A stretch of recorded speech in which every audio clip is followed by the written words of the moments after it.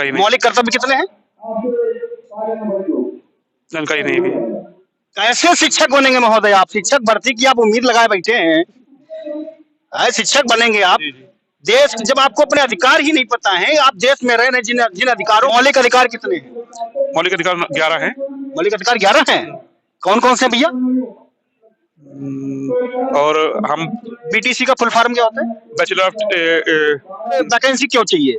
नमस्कार, मेरा नाम है सुमित तिवारी और आप देख रहे हैं जन उपकार न्यूज। मैं इस समय इको गार्डन लखनऊ में उपस्थित हूँ और यहाँ पर कुछ व्यक्ति बैठे हुए हैं भर्ती के इंतजार में कि आखिर कब भर्ती आएगी, कब मुझे नौकरी मिलेगी, कब मैं अपने परिवार की सहायता कर पाऊंगा, कब समाज की कुछ सेवा कर पाऊंगा। इसको लेकर के यहाँ पे कुछ बच्चे बैठे हुए, कुछ लोग जो है अपनी अधिकारों के लिए यहाँ पे आंदोलन कर रहे हैं। नई प्राथमिक शिक्षा भर्ती को लेकर के 3 फरवरी से इन लोगों ने धरना शुरू किया था और अभी भी ये कंटिन्यू जारी है। फिलहाल यहाँ पे उपस्थित लोगों से मैं वार्ता करता हूँ कि आखिर इन लोगों की मांग क्या है और कब से मांग कर रहे हैं और आखिर इन लोगों की पूरी सच्चाई क्या है। क्या नाम है भैया आपका? मेरा नाम अरुण कुमार गौतम है। मैं यहाँ लखनऊ का रहने वाला हूँ। लखनऊ से ही हैं आप? जी जी। हंसी आप लखनऊ में हैं? बिल्कुल मुस्कुराइए, लखनऊ में गर्व है कि हम लखनऊ में हैं। गर्व है? बिल्कुल गर्व है। तो योगी जी तो भी लखनऊ में रहते हैं। अब ये कुछ उनका सौभाग्य है, कुछ हमारा जो है दुर्भाग्य है कि जो है कि बैठे हुए हैं आज यहाँ पे। ये दुर्भाग्य है आपका? बिल्कुल दुर्भाग्य है। हम अपना घर बार छोड़ के जो है अपने परिवार को छोड़ के हम यहाँ बैठे हुए हैं इको गार्डन में अपनी मांग को लेके। कम से कम मायावती ने जब इस समय जब ये बनाया था पार्क, तो कम से कम इसी दिन के लिए तो बनाया था कि जब लोगों की जरूरत पड़ेगी तब लोग अपने अधिकारों के लिए यहाँ पर बैठेंगे लोग। उन्होंने तो कुछ और सोच के कुछ बनवाया था, ठीक है, लेकिन ये तो धरना स्थल अभी बना हुआ है। पहले धरना स्थल हमारा लखनऊ में जो रेजिडेंसी पार्क जो स्थल था उसके सामने जो चौराहा है वहां पे था। ये तो अभी जल्दी में ही बना हुआ है, इस शासनकाल में बना हुआ है। बने भी क्यों ना, क्योंकि आप देखिए अगर सरकार आप अगर जनता को कष्ट दोगे, जनता को कष्ट मतलब क्या, वहां पे जो धरना स्थल था वो बीच रोड पे था, जनता को होता था कष्ट। अब यहाँ पर इसको कह सकते हो अघोषित जेल। अब यहाँ पर जैसे आप जैसे भाई लोग हैं आ जाते हैं तो मालूम चल जाता है जनता को कि हाँ हमारे कुछ मांगे हैं।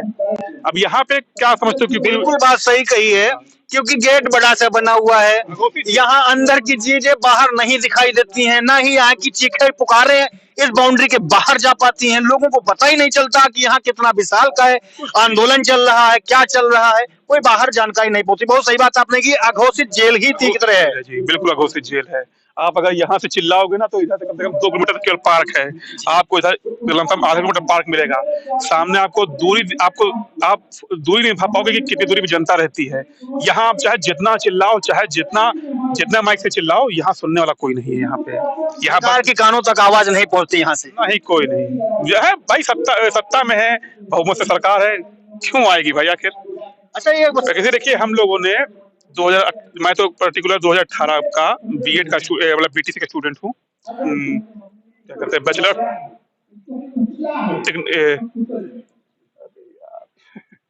चलो छोड़ो, कट कर देते हैं। नहीं, उसका नाम बदल के अब जो है डीएलएड हो गया है, डिप्लोमा तो अब कर दिया गया, डिप्लोमा इन एलिमेंट्री एजुकेशन। पहले लोग बीएससी बीटीसी करके जो है प्राथमिक शिक्षक बन जाते थे। हाँ जी जी। तो आपको प्राथमिक शिक्षक में ही क्यों जाना है? देखिए हमने इसकी पढ़ाई हमने इसकी की है, हमने इसके, ठीक है, हम भाई क्योंकि की बदौलत आपको यहाँ पे धरना करना पड़ रहा है, उनका अधिकार मिला हुआ है, अपनी बातों को रखने का अधिकार मिला हुआ है।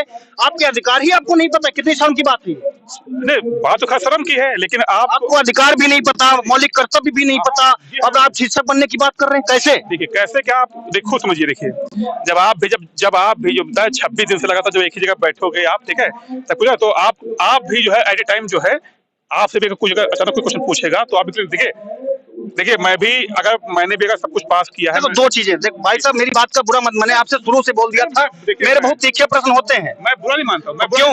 मैं इसलिए गंभीर हो गया कि आप शिक्षक भर्ती की तैयारी की बात कर रहे हैं, कुछ छोटे मोटे अगर पद की बात कर रहे होते तो ये प्रश्न आपसे बिल्कुल है। ये बहुत बेसिक इंफॉर्मेशन है, ये कक्षा 5वीं क्लास के बच्चे को ये चीजें पहले बताई जाती हैं, और किताबों के जो है पृष्ठ पे जो पहला कवर होता है उसके पीछे सबसे पहले मौलिक अधिकार मोटे मोटे अक्षरों में लिखे होते हैं।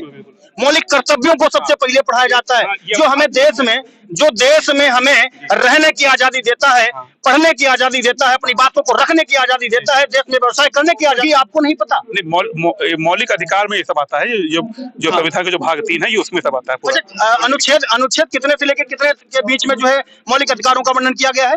अनुच्छेद